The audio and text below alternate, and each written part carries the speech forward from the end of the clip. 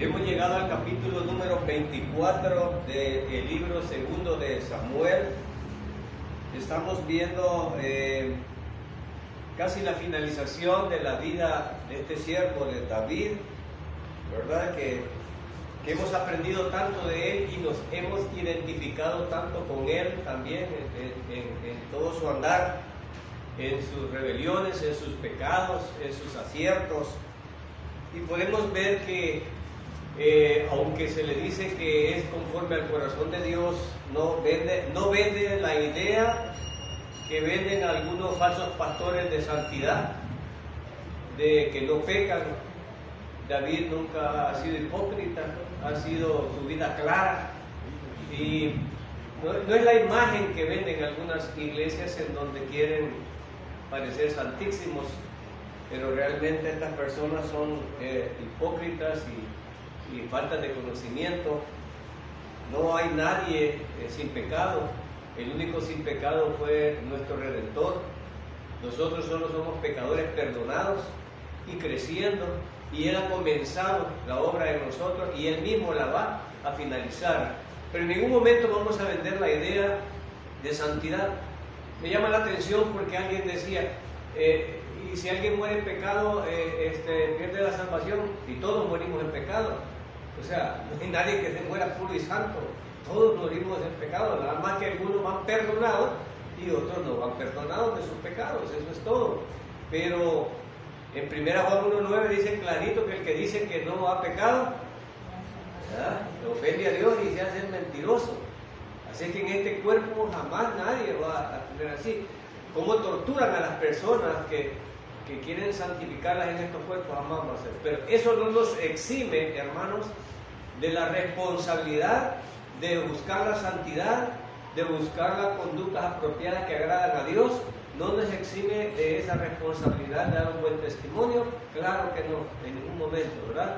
Todos los hermanos buscan su consagración, algunos más que otros, pero igual todos están en el camino hacia la santificación final, en ese sentido. Ahora, cuando juzgamos a David, muchos tienen problemas porque cuando miran los pecados que cometió y dice conforme al corazón de Dios, y lo dice Dios, no lo dice ningún mortal, como para que podamos refutar lo que se dice.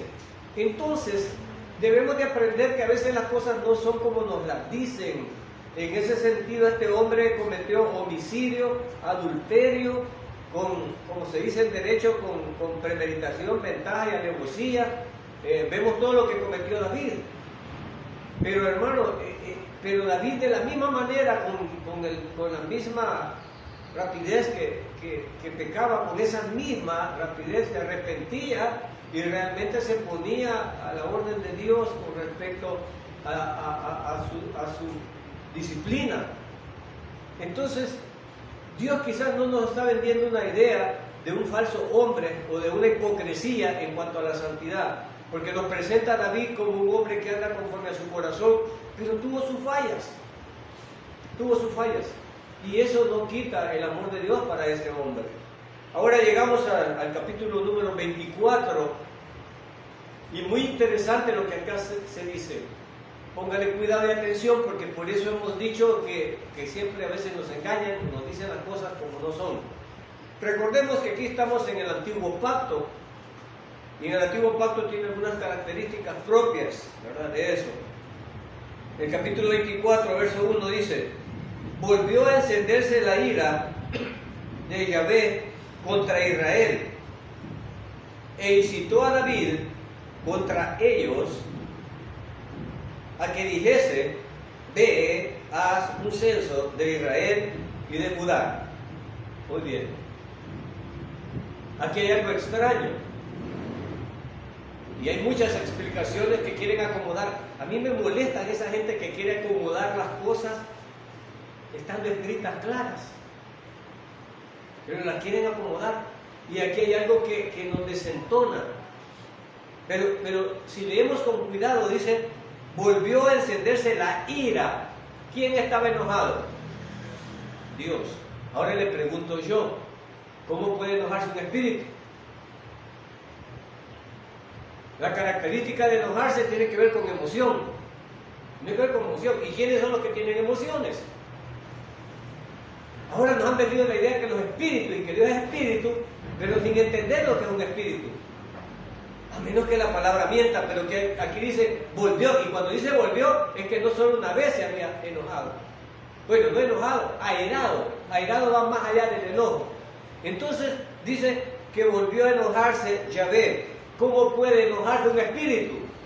No sé cómo te imaginas tú un espíritu. Pero yo estoy aprendiendo a través de la palabra que cuando le habla al hombre y le habla cuestión de espíritu, le habla de tal manera que el hombre entiende las sensaciones porque le pone claro los ejemplos de lo que está diciendo. Entonces, si no fuera así, no le pudiéramos entender a Dios. No le pudiéramos entender a Dios.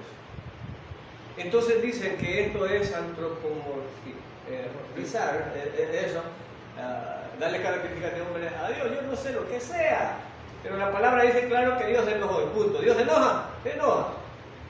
¿Y el Espíritu? Sí. Entonces el Espíritu se enoja. Sí, Señor. Sí, Señor. Ahora, ¿contra quién se enojó? ¿Contra quién se enojó Dios? ¿Contra quién dice la palabra que se enojó Dios? ¿Contra quién? Póngale cuidado a esto. Póngale cuidado a esto. Se enojó contra Israel. Dios ha tenido muchas causas para enojarse con Israel. Muchas. Ha sido un pueblo rebelde. Ha sido un pueblo rebelde. Dios se ha enojado muchas veces con Israel. Y muchas veces Él los ha disciplinado. Pero quiero que pienses por un momento, ¿quién es Israel? ¿Quién es Israel? David y las 12 tribus. Nadie en particular. Cuando dice Israel, habla de todo un pueblo. No de Juan, de Pérez, no, habla de un pueblo. Un pueblo numeroso.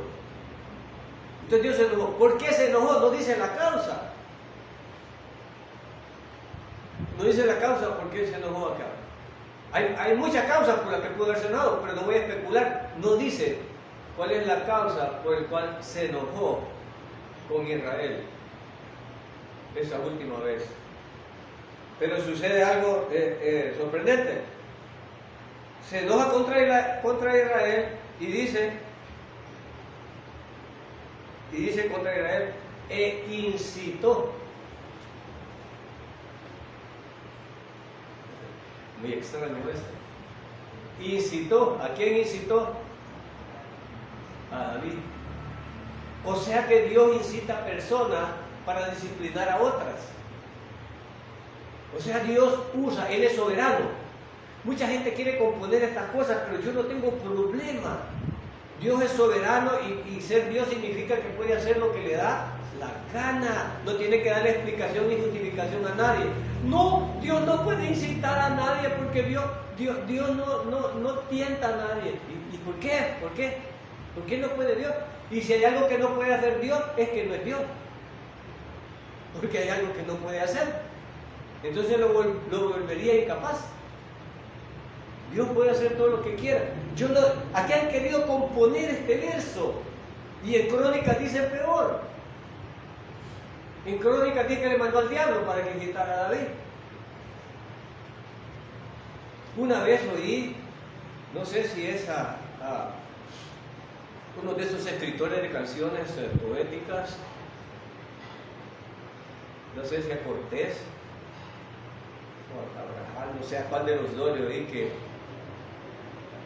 Dios es que Dios cuando quiere hacer el mal incita al diablo y el diablo hace el trabajo de Dios. Y yo casi lo consideré una herejía en ese momento. En ese momento no conocía la gracia. Éramos legalistas, bueno, era legalista yo. Y ahora cuando tú lees este verso con cuidado, y si lo lees en Crónicas, bueno, te voy a recordar algo. Cuando llegó Job a platicar, ¿con quién llegó a platicar Job? Con Dios. ¿Y qué le dijo? No has considerado, a vos nadie te quiere, pero no has considerado a mi siervo Job. ¿Con quién está hablando Dios? Con Satanás. ¿Y qué le dice Satanás? Dame chance. ¿Quién permite que el diablo actúe sobre nosotros? Ay, no, que Dios cállese. Es Dios. Punto. Cuando las cosas me pasan a mí, lo que me pasa es Dios. Y lo tengo que asumir, aunque lo haga el diablo. No, Dios no puede mandar al diablo, sino que Dios permite, pero no lo hace. Y si Dios lo permite, ¿qué es? Hermano, si usted permite algo, ¿qué es? Ahora Dios se enojó con Israel y los quería disciplinar, pero para disciplinarlos, ¿qué? ¿Ocupaba un pretexto? Pues no lo sé, pero él dice que sí. E incita a David a través del diablo o de él mismo, incita a David para hacer un pecado. No, Dios no puede hacer eso. Bueno, leamos el verso. E incitó a David contra ellos a que dijese, ve, haz un censo. ¿Quién le dijo eso? ¿Quién le dijo eso? Ve, haz un censo de Israel y de Judá. ¿Quién dijo eso? ¿Quién incitó a David a hacer eso? Búsquele, Alberto, y búsquelo en Crónicas si quiere, en Primera Crónica, capítulo 21, verso del 1 al 27, como le guste. Y allá le va a decir que Dios mandó al diablo para que lo hiciera, para que le dijera a David. O sea, estas son las cosas insólitas que nadie quiere explicar o no quiere decir. Pero para mí no tengo problema. Dios es Dios y hace lo que Él quiere. Quería disciplinar a Israel y usa a David, y de remate se lleva a David también. De remate se lleva a David. Ahora, ¿un censo? ¿Era pecado hacer un censo? No, no era pecado hacer un censo. Moisés había hecho censo. Antes habían hecho censo en Israel.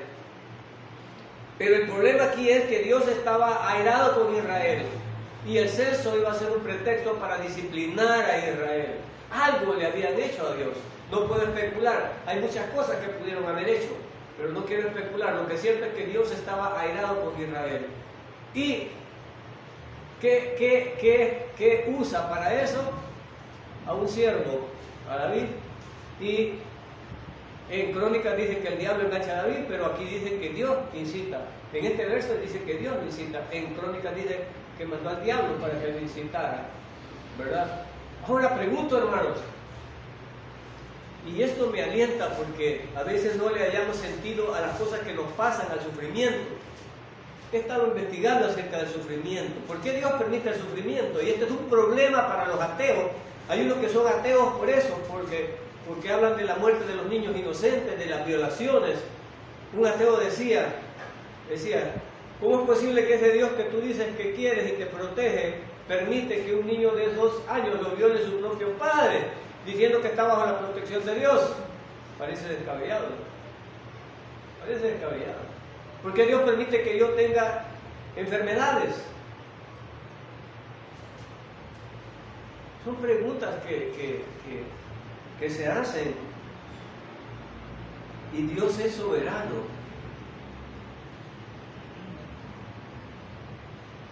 Y en su soberanía, Él puede hacer lo que Él desea por nosotros.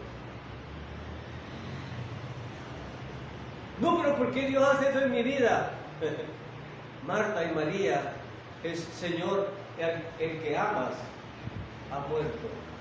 El que amas ha muerto. Una familia cristiana dedicada al Señor y un amor especial del Señor, que tenía una relación personal con Él. No es Juan el apóstol querido, porque no lo dice la Biblia, pero en este caso sí dice al que amas, y lo dice específicamente, y era Lázaro.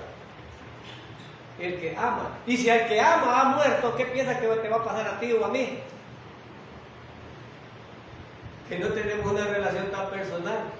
Al que amas, si tú hubieras estado, hermano, si al que ama murió, alguien nos ha vendido una idea diferente a nosotros. Y yo he venido diciéndole a la iglesia, Los que tienen gracia sobre gracia, gloria a Dios. Pero el primer deber solo es la gracia primera del Señor, lo demás añadidura. ¿Y cuál es la gracia del Señor? Salvarme siendo yo un pecador. Esa es la primera gracia. Y darme la vida eterna. Ahora, si sobre eso me da salud y bienestar económico, gloria a Dios. Es gracia sobre gracia, pero no es obligación.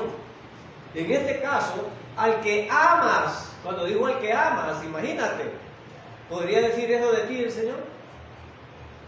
Es una relación personal. ¡Murió!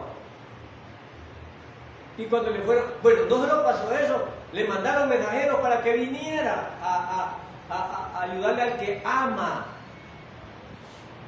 No saben cuánto me ha ayudado eso. Yo después puse a pensar, ¿y qué somos nosotros para Dios? ¿O quién trabaja 724 para Dios como para que Dios dijera al que ama? Y aún así murió.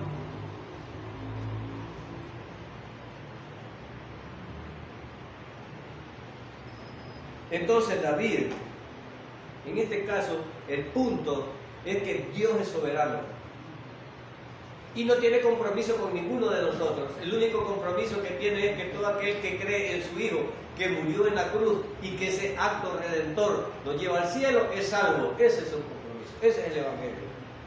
Lo demás dice que es, pero fíjense que la añadidura la traigo cuando dice buscar primeramente. Buscar primeramente, ¿quién? El reino. ¿Cuántos buscan primeramente el reino? ¿Cuántos lo buscamos? A eso le va a añadir. Primeramente busquen el reino. ¿Qué es lo que busco yo? Entonces me da vergüenza cuando pienso querer hacerme de una promesa cuando yo no sigo las instrucciones que Dios me ha dado. Busquen primeramente el reino de Dios y justicia, y yo lo demás se lo voy a añadir.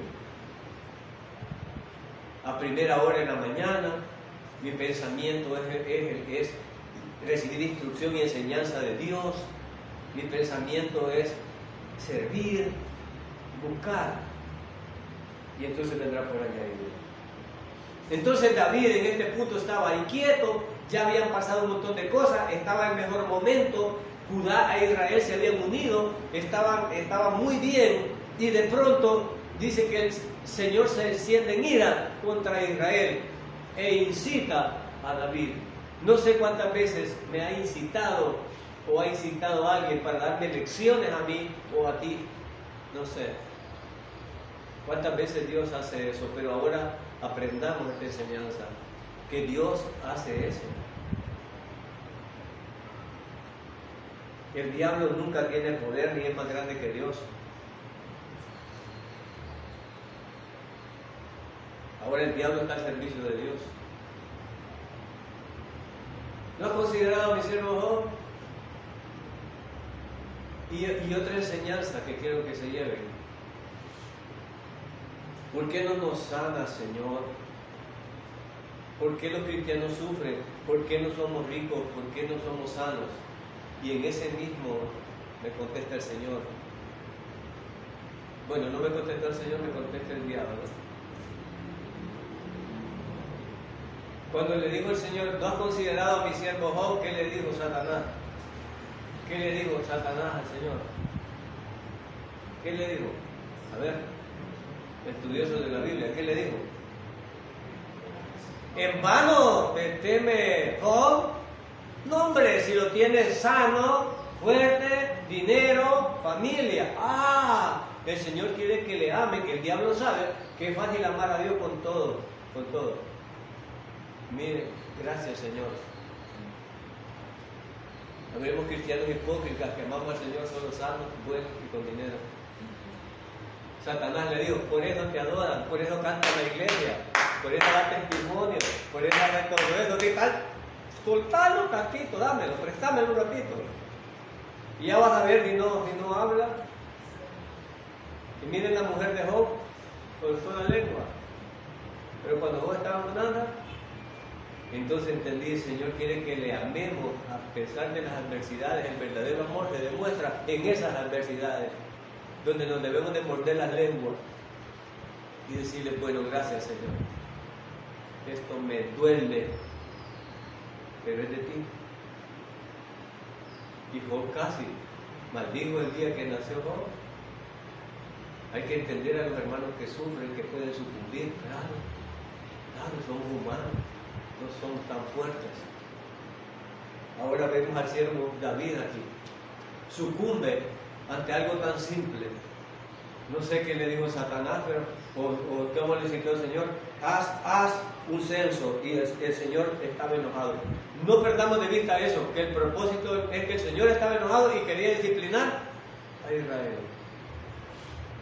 Y tantito les permite allí, dice, verso 2, y dijo el rey a Joab, general del ejército que estaba con él, recorre ahora todas las tribus de Israel desde Dan hasta Beerseba, y haz un censo del pueblo para que yo sepa el número de la gente. ¿Era esto malo? No. ¿Se había hecho antes? Sí. Pero ahorita no estaban en guerra, no había nada. Algunos suponen que este fue el error, pero no, esto era un pretexto. Dios estaba airado con el pueblo de Israel. Algunos dicen, ¿para qué lo contó? ¿Era soberbia? No sé, aquí no lo dice. No voy a decir más de lo que aquí no diga. Pero sí había un error en esto y por eso podemos presumir el verso 3. ¿Se recuerda quién es Joab? Este Joab, yo apreciaría a este individuo. Yo lo apreciaría. A veces uno llama amigo a todo aquel que le echa fanfarrias y le aplaude todas las payasadas que uno hace. Pero este tipo casi siempre, David no lo quería y se le paraba cuando no hagamos esto, y se le paraba. Y estos son los amigos correctos que le dicen a uno. Y miren lo que le dice en el verso 3, Joab respondió al rey, añade Jehová tu Dios al pueblo 100 veces tanto como son. Y estos son dichos, estos son dichos, hermanos, son dichos del pueblo, que era como decir, como diríamos nosotros, no tenemos un dicho como este, pero era como una bendición que ellos decían. Y Dios añada, dice aquí, 100 veces más tanto como son, y que lo vea mi señor el rey, más, y aquí viene, ¿por qué se complace en esto mi señor rey? ¿Qué estaba haciendo Joab? Reprendiendo, con respeto, porque ¿con quién estaba hablando? Con el rey de Israel, con respeto. ¿Cómo es que Joab, hermano? Y alguien dice, a veces hasta los impíos notan que andamos mal, hasta los impíos notan que andamos mal. Entonces Joab dice, ¿qué necesidad hay de hacer un censo si estamos en victoria, estamos bien, no estamos en guerra? Entonces algunos parten de aquí, que el error de David fue la soberbia de querer saber el poderío militar que tenía, que cuando lo había ocupado, nunca habían ganado por número, habían ganado porque Yahvé les daba la batalla, nunca porque eran muchos, sino porque Dios les daba la batalla. Pero en este caso le dice Joab como reprendiendo, no sé, a mí me suena. ¿Alguna vez has escuchado a un hermano muy impío diciéndote, ¿y por qué vas a hacer esto? ¿No crees que no está bien? ¿No crees que no está bien que hagas esto? Entonces Joab se lo dice, verso 4. Pero la palabra del rey prevaleció sobre Joab y sobre los capitanes del ejército. Salió pues Joab con los capitanes del ejército de delante del rey para hacer el censo del pueblo de Israel. Casi siempre, hermanos, que vamos a fallar, hay una fuerza en contra, como cristianos, que nos dice, no está bien lo que vas a hacer. Y a veces la queremos ignorar. A veces queremos ignorar esa fuerza en contra que nos está diciendo. Eso que vas a hacer no está bien. No, pero ¿verdad? Como le decimos al pastor, estará bueno esto, pero le preguntamos de gusto y salimos haciendo lo que queremos hacer. Entonces, queriendo hallar un escape, ¿verdad? A David, los capitanes y Joab le dicen, no, ¿y por qué? Pues no tiene sentido hacer esto, rey. Dios te bendiga y te multiplique, pero rey, ¿por qué vamos a hacer esto? Pero David se ensoberbeció como que quería saber el número de su ejército. Ahora, ¿cuántas veces hemos actuado o han actuado otras personas que Dios usa para nosotros? Que Dios usa para nosotros. En este caso va a pasar una desgracia. En nuestras vidas pasan enfermedades, pasamos divorcios, pasamos enojos, pasamos enemistades, pasamos hambre, pasamos despidos, pasamos insultos, pasamos humillaciones. Pero a veces Dios las usa para hablarnos. Dios estaba disciplinando a su pueblo y para hacerlo estaban haciendo algo incorrecto.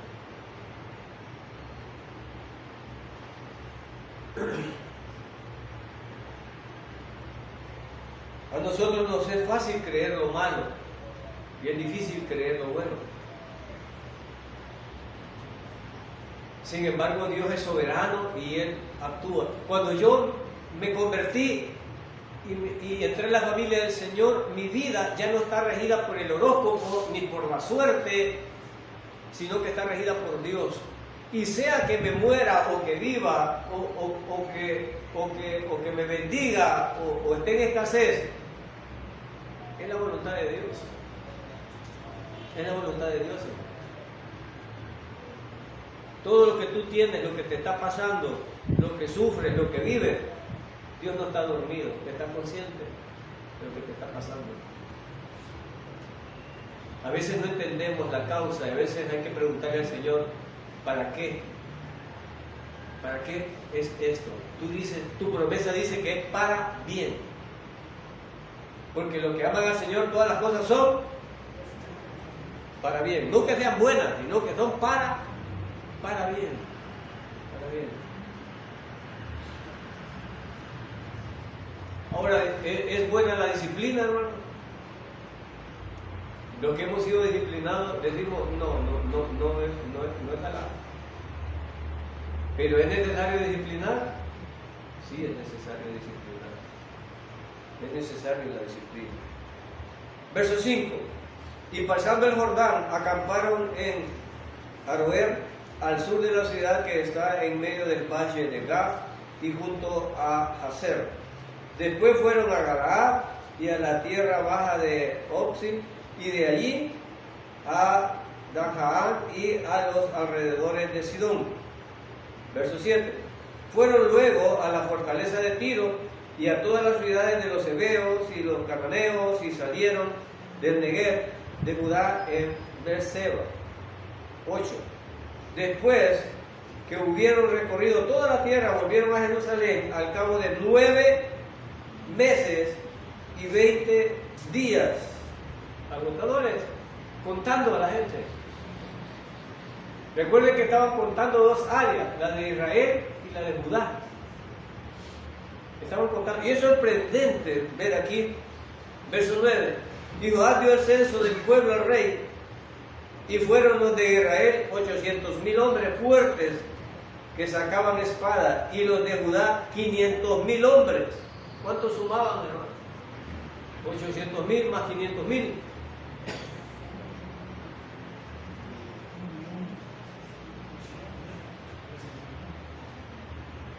Serían 1.300.000.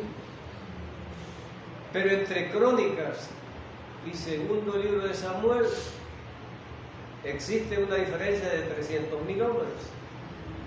Y unos explican y hacen todo ahí, pero la importancia no es el número. El número era imagínense un ejército de 1.100.000, que es donde se ponen de acuerdo los dos libros. 1.100.000. Un ejército de ese tipo. Después de que Israel era rascuache, de que anduvieron oyendo, de que anduvieron acá, ahora son 1.100.000, una potencia.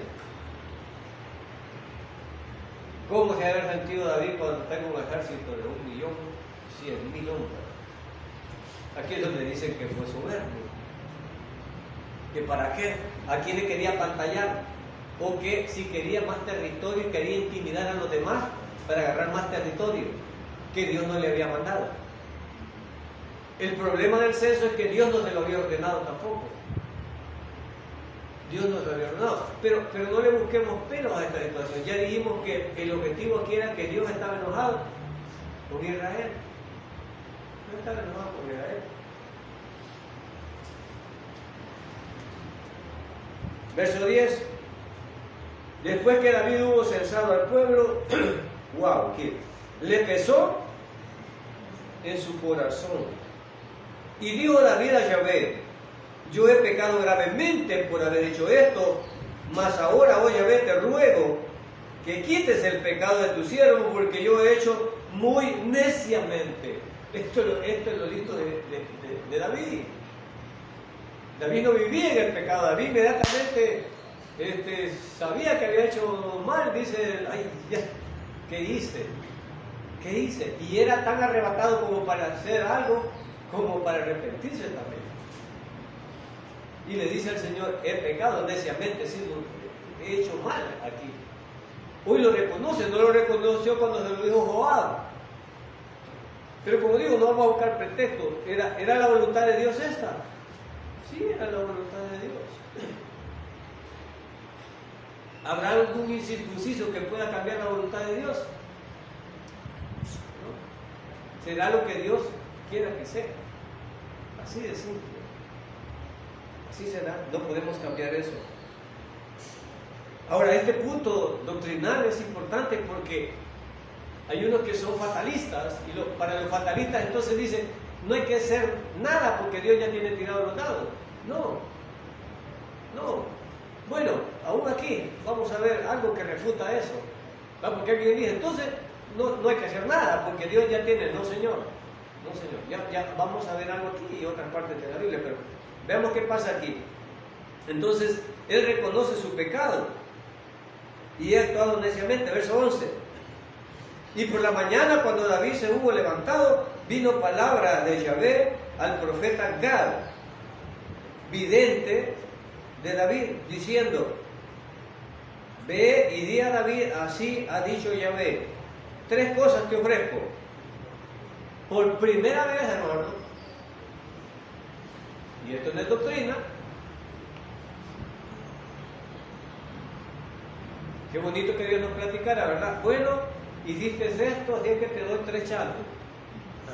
O sea, sería bonito, pero no funciona así. En el antiguo pacto sí funciona así. Entonces los profetas eran necesarios porque no había escritura. Entonces, como no había escritura, eran necesarios los profetas. Hoy no ocupamos los profetas más que para que exploten a la iglesia y hagan ricos, ¿verdad? Y ellos, de la gente boba que lo sigue. Pero en todo caso, este profeta llega, y este profeta es rico, este profeta llega a pedir Cristo. No, solo entregar el mensaje de Dios, no como estas sinvergüenzas de ahora. Entonces, ¿me le vas a decir esto a David? ¿Ok? ¿Y qué le iba a decir? Vamos a ver. David ya sabía que había pecado. Ahora, ¿cuál era la penitencia? 3 cosas. Tú escoges una de ellas para que yo la haga. Verso 13. Vino pues a David y se lo hizo saber Gad. Y le dijo: vamos a ver, como ya pecaste, ahora te doy a escoger 3 penitencias. ¿Esto sucedió alguna otra vez en la Escritura? No es doctrina. Pero qué bonito como trataba a Dios. No sé ahora si nos hablara el Señor a través de alguien, el Señor te manda así como, hoy no lo hace por tantos pícaros que hay, ¿verdad? Tantos pícaros que hay, nos llegan a decir: dame $1,000 y 2,000 aquel, y te manda a decir, no, ¿verdad? Pero en este caso, el profeta no tenía ninguna intención más que transmitir lo que Dios decía y ya. No hacía negocio con eso, no hacía nada más que dar la palabra. Por primera vez me llama la atención, por eso digo que Dios es soberano, hermano. Lo que una vez es pecado, otra vez ya no es pecado. Moisés hizo un censo, sí, y fue pecado, no. David hace un censo y es pecado, es pecado. Aquí era pecado, aquí no es pecado. Dios permitió que el hombre tuviera 8, 10, 15 mujeres en el antiguo pacto, sí, y era pecado, no. Ahora en el Nuevo Testamento solo tendrás una, sí, y tener más es pecado, es pecado. ¿Y por qué? ¿Qué te importa? Es la elección de Dios. Es la decisión de Dios, y es lo que aprendemos a través de la palabra. Entonces, dice eso. Ahora, esta vez que David comete un pecado y le dice que le da tres opciones. Tres opciones. Es sorprendente. Y le dice, ¿quieres que te vengan 7 años de hambre en tu tierra? La 1, 2, o que huyas 3 meses delante de tus enemigos y que ellos te persigan. Y la número 3, o 3 días haya peste en la tierra. Piensa ahora y mira qué responderé al que me ha enviado. Qué tallado, hermano, qué bonita. Te echaste este pecadito, así que el Señor manda a decir que te da estas 3 cosas. ¿Cuál le digo que va a querer? O sea, miren, esto es sorprendente. ¿Verdad? Esto solo los sacerdotes lo han inventado hoy, ¿verdad? ¿Qué hiciste? Vale, penitencia, rezaste, pero esta por primera vez Dios le manda a decir a este, ¿qué relación tenía el Señor con David? O sea, qué bonito, ¿no? Y David está ahí como jugando con estas 3 ideas y le dice, piénsalo.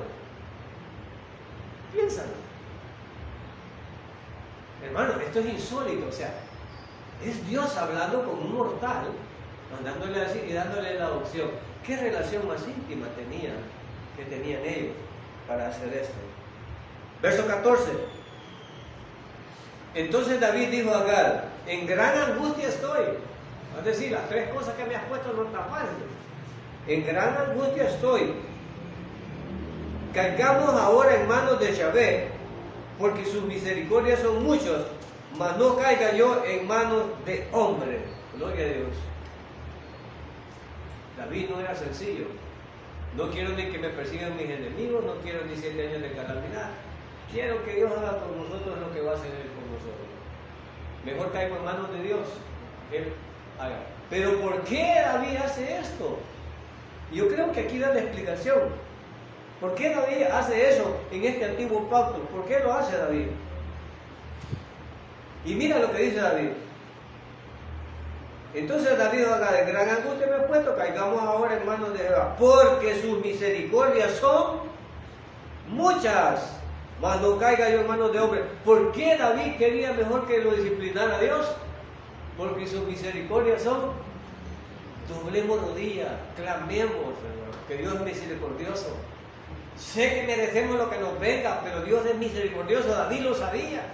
Y David dijo, yo prefiero que sea Dios porque es mi Padre y mi Padre me ama y su misericordia es grande. Aunque yo sea un cochino pecador, Él tiene piedad de mí. Yo le clamo y Él va a tener piedad de mí. David confiaba en eso, no quiso caer en manos de nadie. Usó inteligentemente. Quiere especular y decir, quiere especular que Dios le dio estas 3 opciones a David para probar su lealtad a Él. Y cuando Él toma esta decisión, dice, Padre, he pecado contra ti, disciplina. Asume la disciplina de Dios. Si hubiera hecho las otras 2, quizás las consecuencias eran más para el pueblo que para él. Si era la hambruna, los reyes no aguantaban hambre. Si era la persecución, los reyes eran protegidos. Pero si Dios disciplina, iba parejo con todo, hasta la familia real. Hasta la familia real.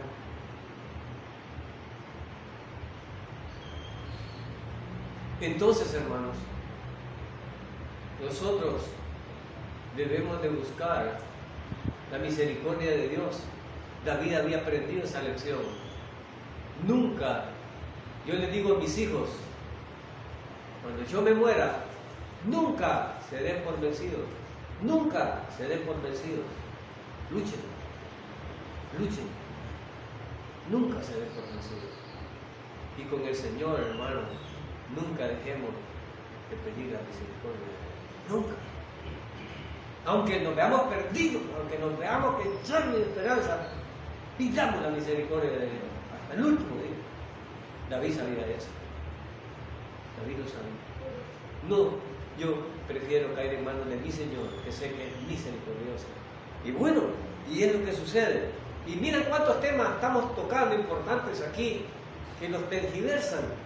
Continuemos y mira qué más vamos a aprender aquí. Sé que algunos que me escuchen por internet se les van a parar los pelos por algunas cosas que yo digo. Bueno, no yo digo, la palabra lo dice. Ahora que a veces lo quieren componer y dice otra cosa ahí. Verso 15. Y Yahvé envió la peste sobre Israel desde la mañana hasta el tiempo señalado, y murieron del pueblo desde Dan hasta Beerseba 70,000 hombres. Me recuerdan a la cuarentena, al COVID, una peste. Aquí 70,000, pero aquí solo en Israel 70,000 hombres. Verso 16. Y cuando el ángel extendió su mano, ¿a quién mandó el Señor matar a estos 70,000? ¿A quién mandó? Ay, yo vi un ángel. Ay, los ángeles. Es un angelito, fulano. Tened cuidado. Este es un angelito. ¿Y cuántos llegó a quebrar? 70,000. Bueno, no 70,000 para comenzar. Vamos a seguir leyendo. Entonces, hermano, Yahvé usa, ya vimos, Satanás, ángeles, para lo que él quiera.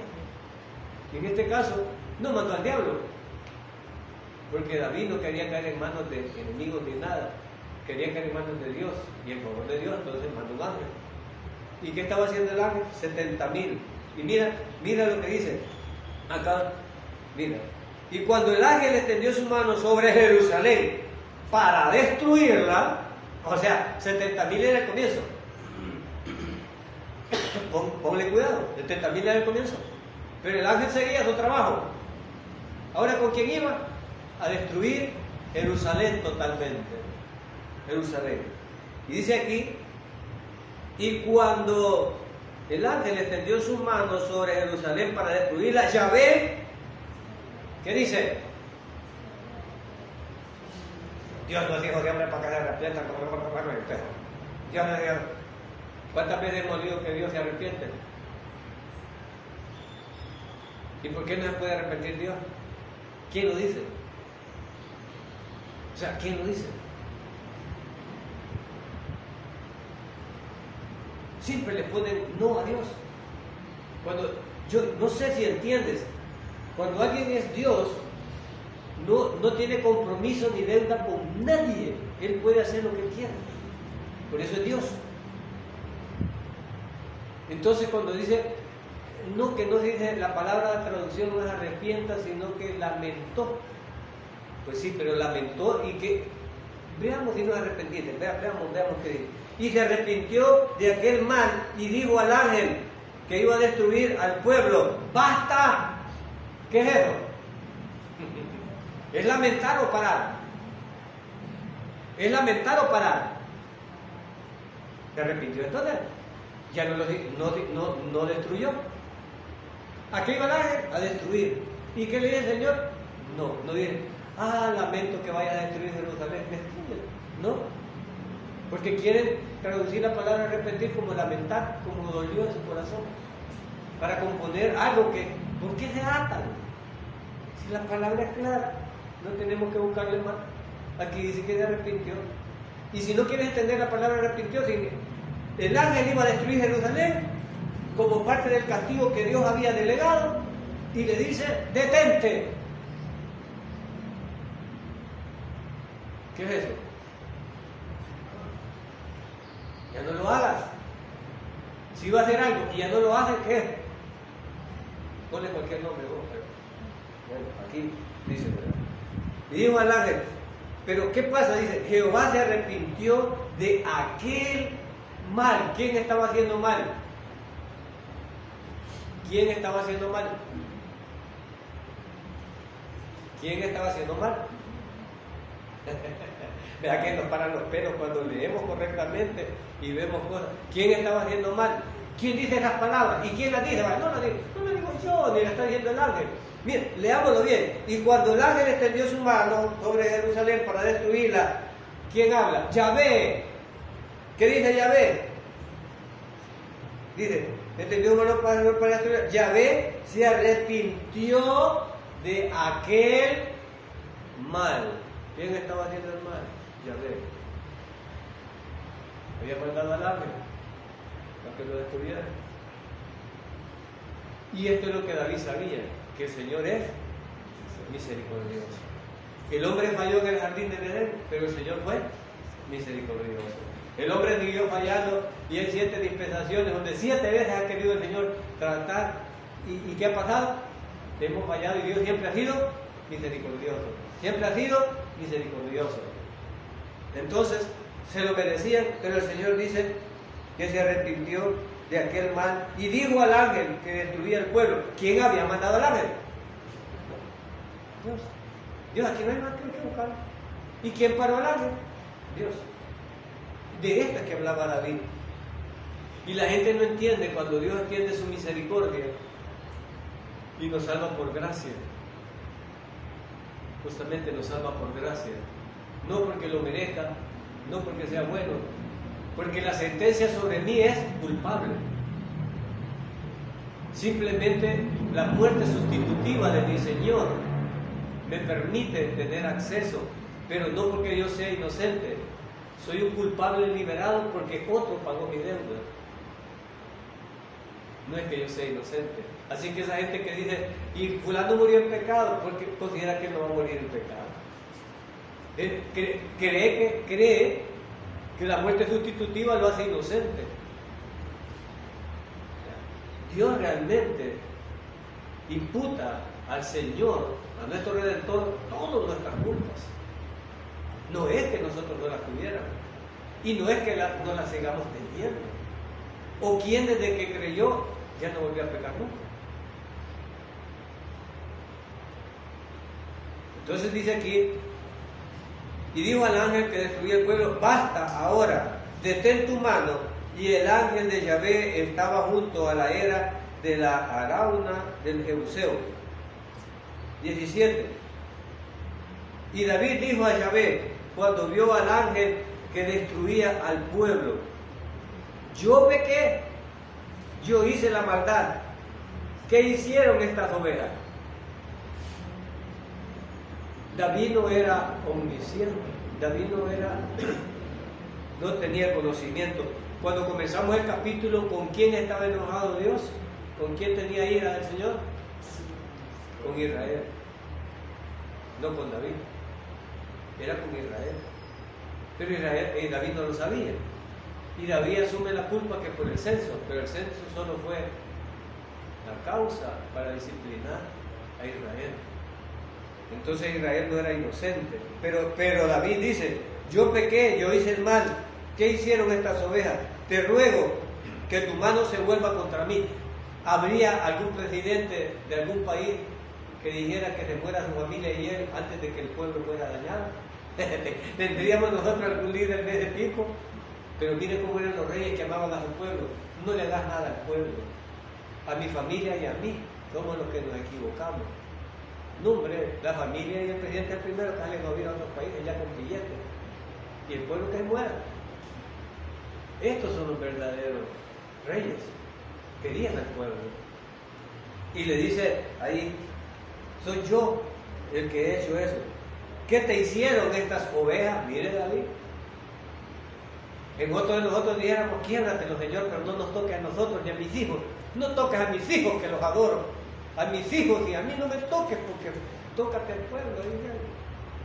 Hay bastantes de todos modos. Somos cobardes, hermano. Yo quizá hubiera dicho, no, a mis hijos no me los toques. Protege a mis hijos, pero allá dale. Pero aquí dice, no. Este era el corazón de David. ¿Ven por qué David era apreciado por el Señor? Yo no sé si ustedes hubieran dicho eso. Quiérate a mí y a mi familia. Y salva a los demás. David lo hizo. Y no estaba bromeando. ¿Verdad? Y se vuelva contra mí y contra la casa de mi padre, dice. Verso 18. Y Gad vino a David aquel día y le dijo, sube y levanta un altar a Yahvé en la era de Arauna Jebuseo. Hermanos, después de un conflicto con el Señor, se levanta un altar, se dan gracias. Este altar se iba a levantar en agradecimiento porque Dios detuvo su ira después de ser merecida. Esto era en el antiguo pacto, hermanos. No es para que lo hagamos nosotros, pero en el Nuevo Testamento tenemos otra modalidad. Pero esta gente, después de que sufría esto y veía la misericordia de Dios, pues caía en agradecimiento y en adoración. Y eso es muy importante. Porque este lugar, hermanos, este lugar donde se va a levantar este altar, hoy en día, ¿dónde creen que está? ¿Dónde creen que está? Fíjense que estos musulmanes son tan pícaros. Fíjense que cuando venía corriendo el ángel con la mortandad y el Señor le dice detente, allí donde le dice detente es en este lugar donde se va a hacer el altar. ¿Y dónde creen que es? Hoy en día es donde está el domo de la roca, donde los musulmanes inventaron que ¿cómo se llama? Que Mahoma venía en un caballo y se detuvo ahí también, y de ahí ascendió a tierra. Y por eso ellos o sea, imitando, y los musulmanes son después del pueblo de Israel, o sea que posterior a eso, los mismos cuentos queriéndolos cambiar ellos, ¿verdad? Pero esta es la historia del Señor. Entonces, el segundo templo, hermano, el tercer templo, perdón, el último, el tercer templo, se levantará en este lugar, allí, y el muro del lamento está a la par, y es allí donde va a levantar el tercer templo. Y los israelitas están preparando todo. ¿Habrá un tercer templo, hermano? Estamos viendo Apocalipsis. Será el último, habrá un tercer templo. Lo añoran los israelitas, lo añoran. Miren qué importante es. Y esta es la base bíblica, histórica, para que ese lugar sea de Israel, y es Jerusalén. Y se le han tomado otros. Pero recuerdan que dicen que los gentiles se tomarían Jerusalén, se tomarían Israel. ¿Se acuerdan? Que iba a ser invadida, pero luego iba a ser devuelta. Miren qué importante, esto es lo histórico. Este lugar, en la ubicación que está dando, es allí donde está el muro de los lamentos y el domo de la roca. Y sabían ustedes, hermanos, que debajo de ahí, aquí encima están bueno, hay tres iglesias ahí arriba, y está el domo de la roca. Pero ¿sabían ustedes que debajo de esto están los israelitas con toda una estructura? Pueden googlearlo y buscarlo. Debajo de todo esto están los israelitas listos preparando el tercer templo.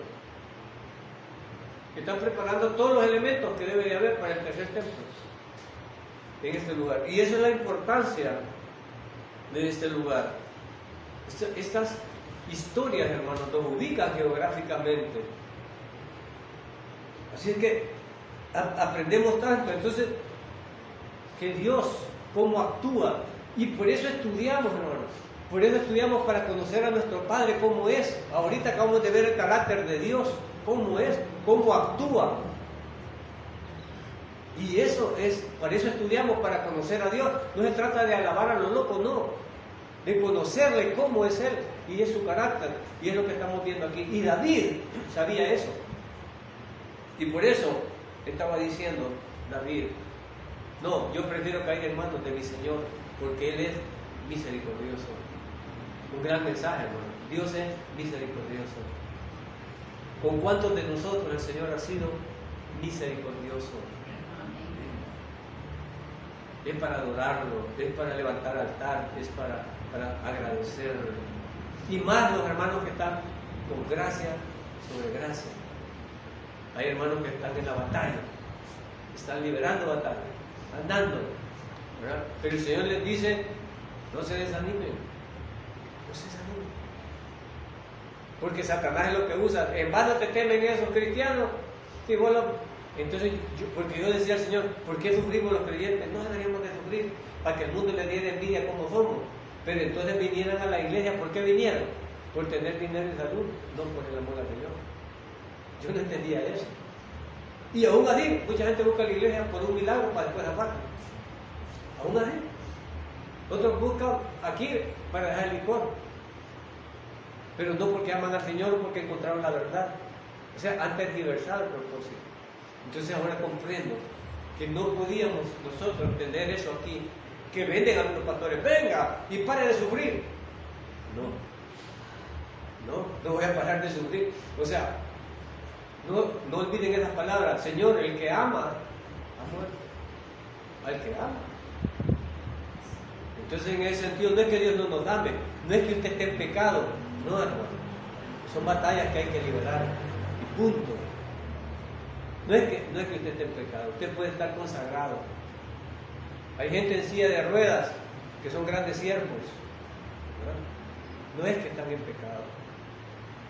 Simplemente que el Señor busca y que le amemos no por milagros, no por dinero, no por salud, sino porque sabemos que Él es el Dios verdadero y eterno y que va a cumplir lo que nos ha prometido, que todo es para bien. Gloria a Dios, así funciona. Y todo aquel que cree que el Hijo de Dios ha muerto en la cruz por todas nuestras culpas, y que fue sepultado y que resucitó al tercer día, está a la diestra de Dios Padre, ha alcanzado salvación. Ese es el mensaje del Evangelio. Y misericordia. Hemos visto a un Dios que aún en el antiguo pacto, con todo el terror de las guerras y todo, Yahvé siempre era misericordioso con su pueblo. Ahora, en el Nuevo Testamento, en el Nuevo Pacto, Dios es amor. Ahora imagínense si no habrá más misericordia por la gracia, ¿verdad? La gran enseñanza que el Señor nos da. Gracias y paz, hermano. Vamos a orar. Todopoderoso.